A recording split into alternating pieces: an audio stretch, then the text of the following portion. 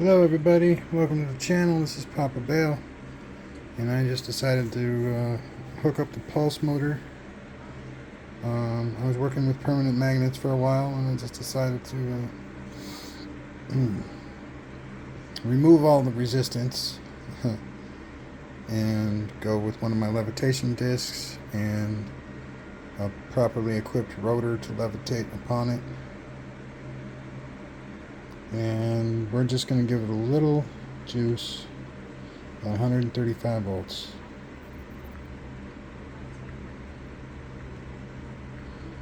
Make sure everything's connected right. Look at that baby go. We don't want to let it go for too long though, because the magnets are not glued on.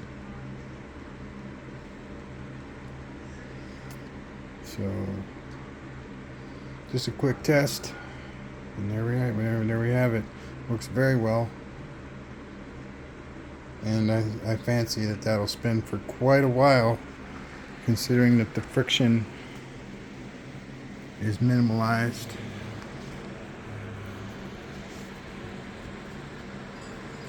Minimalized friction. So the pulse motor, the only part of the rotor that's touching the pole is the two bearings, one on the top disc and one on the bottom disc. And they appear to be quite level and even in the hole there, so that's good. And they're 4-filer coils, 2 of them. I believe they're roughly 400 RPM per watt. So I believe wattage is voltage times ampage, something like that, or it's divided by, I'm not sure, but I believe it's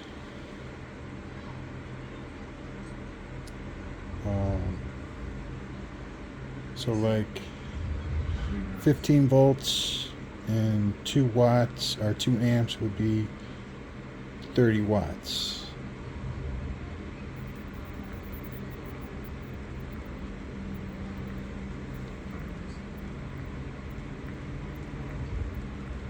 And then the levitation disc just allows it to coast along there.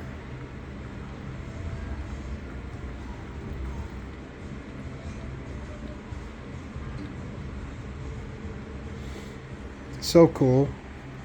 Yet I still think it's moving kind of slow because I got it up to like 12 volts on the actual power supply, and it was at like 0.9 to 1.1 amps. But it's all going through this transformer right here, so I don't know what the actual output is. I never got the amp reader to read on my multimeter, so I don't think any amps really come out of the transformer.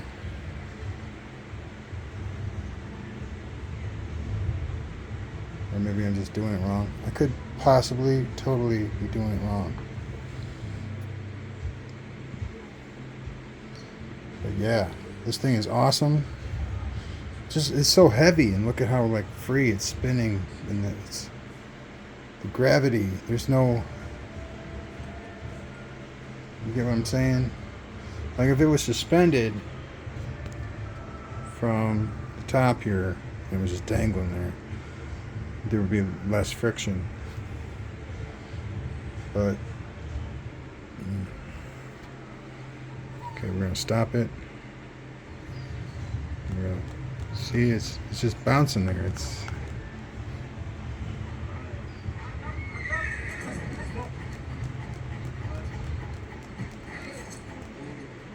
so cool. I got the pulse licked up, so yeah, it's really neat. So I think I might hook up some power generation equipment here.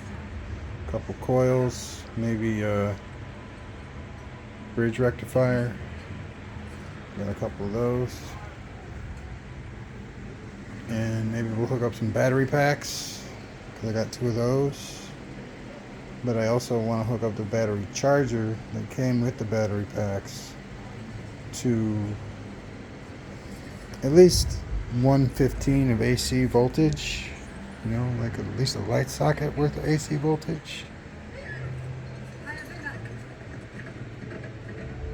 and have that charge the battery and the battery pack. So one pack will charge these 3 coils. You know, I don't know exactly how to switch batteries, but, or, you know, I really truly think that if we use batteries, this thing can charge the battery that it's using. And that could go, maybe not forever, but for an extreme, very much longer period of time than just a battery or, you know, some other exhaustible power supply.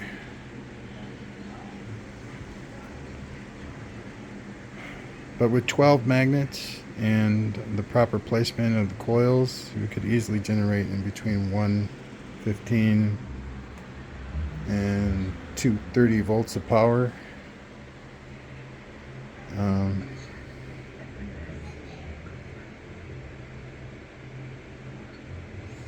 You know, I got this 1mm coil wire here. I just don't know how to use it really.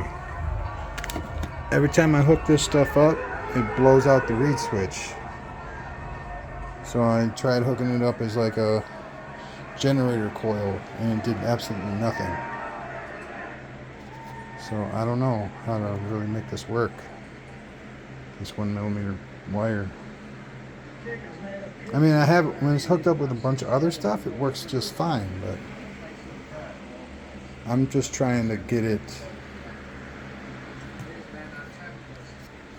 So I'm going to put it right here, move it up nice and close. I'm going to get my multimeter. I'm going to see if I can't even get a reading from it. I'm going to turn on the pulse motor.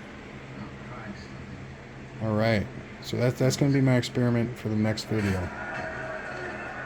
We're going to see if we can't get this 1mm wire to work. Because I know that it pushes pretty good. Pushes pretty good. Just almost as good as these 4-filer coils.